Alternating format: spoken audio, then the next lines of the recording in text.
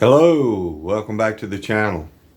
Today we're going to continue on in our study of the book of Daniel, looking at this explosive prophecy that has a lot to do with what we studied the last few weeks in Revelation. So let's go ahead and jump into the study. If you'll join me there at verse 1, we read, "In the 3rd year of the reign of Jehoiakim, king of Judah, came Nebuchadnezzar, king of Babylon, unto Jerusalem, and besieged it. And the Lord gave Jehoiakim of Judah into his hand, with part of the vessels of the house of God, which he carried into the land of Shinar, to the house of his God, and he brought the vessels into the treasure house of his God." In the 3rd year of Jehoiakim, at first, seems to contradict Jeremiah chapter 25 verse 1. Let's take a look at that. It says, the word that came to Jeremiah concerning all the people of Judah in the 4th year of Jehoiakim, the son of Josiah, king of Judah, that was the 1st year of Nebuchadnezzar, king of Babylon. Now it seems to contradict Nebuchadnezzar's time frame of attack on Jerusalem. Now the reason for this that makes the most sense is that Jeremiah used the Jewish system of counting the years of reign, which means that the 1st year was counted as the king's reign beginning before the new year, and this was counted as year 1. But the Babylonian system used by Daniel counted the next year after the ascension year as year 1. Nebuchadnezzar's name means, "O Nebu, protect my boundary." Nebu was a Babylonian god, and boundary means stone. Now the invasion of Jerusalem in 605 BC begins the period when Gentiles occupy the land of Israel.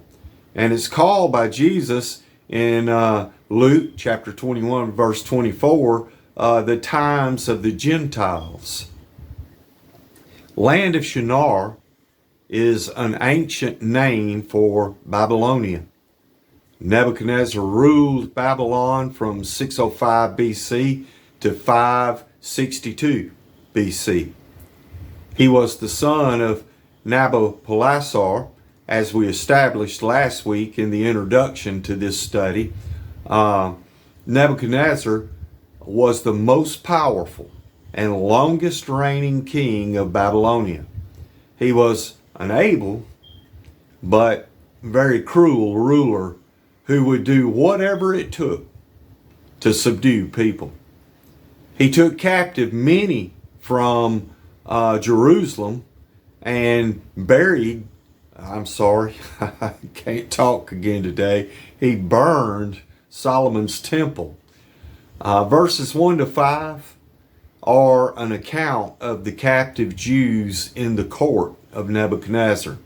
Now in Jeremiah chapter 27 verse 6 we read, "And now have I given all these lands into the hand of Nebuchadnezzar, the king of Babylon, my servant, and the beast of the field have I given him also to serve him."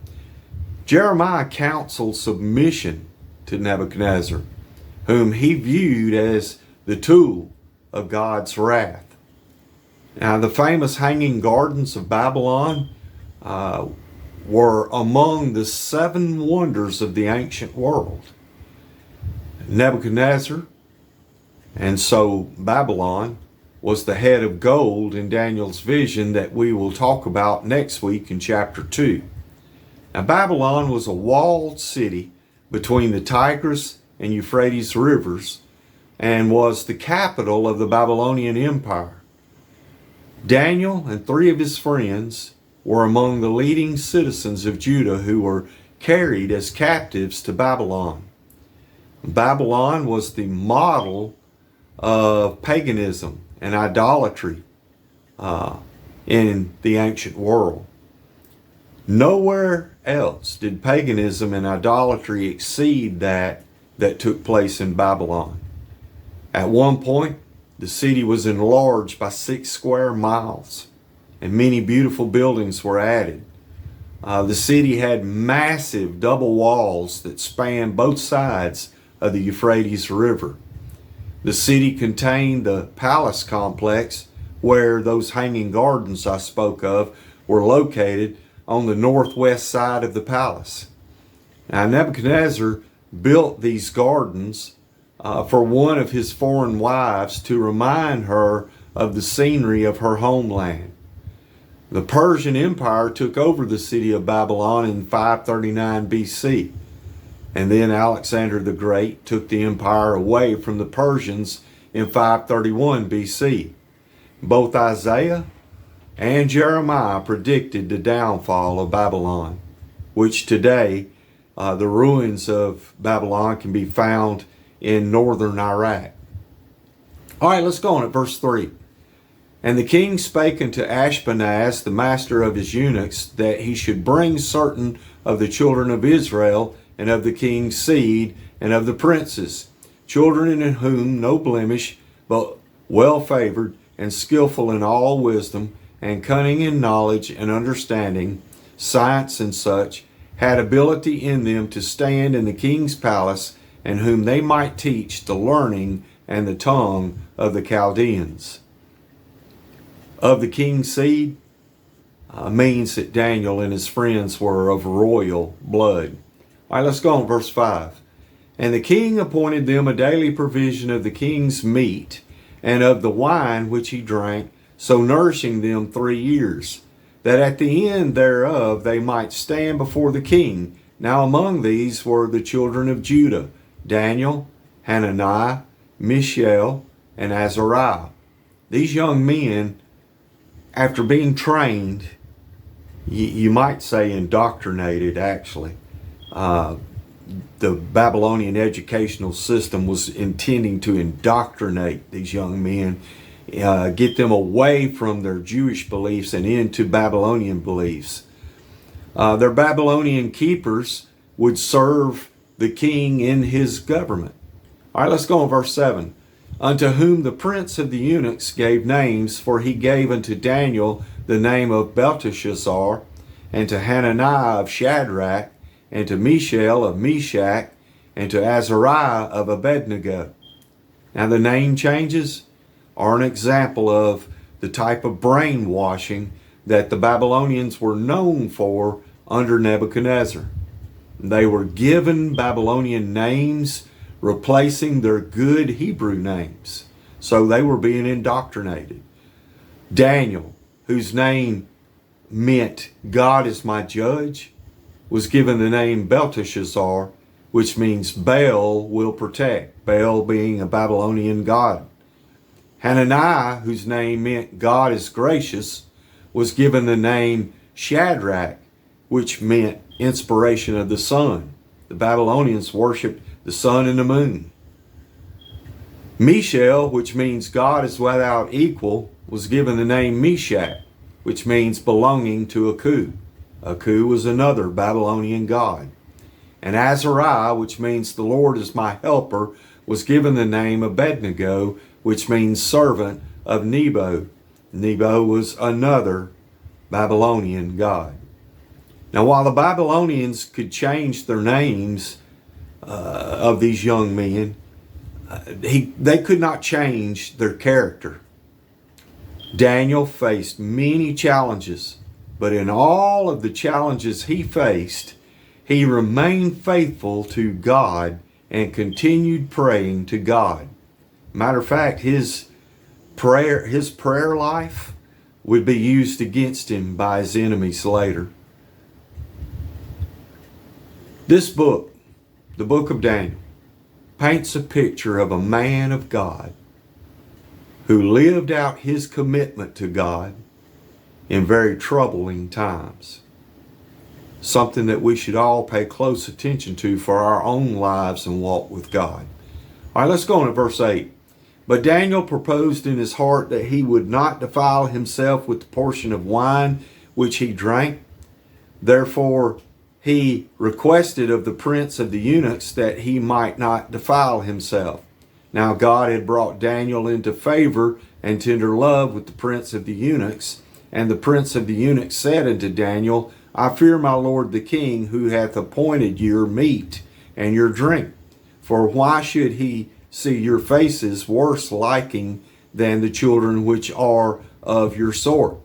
Then shall ye make me endanger my head to the king? Then said Daniel to Melzar, whom the prince of the eunuchs had set over Daniel, Hananiah, Mishael, and Azariah, prove thy servants, I beseech thee, 10 days, and let them give us pulse being vegetables, to eat, and water to drink.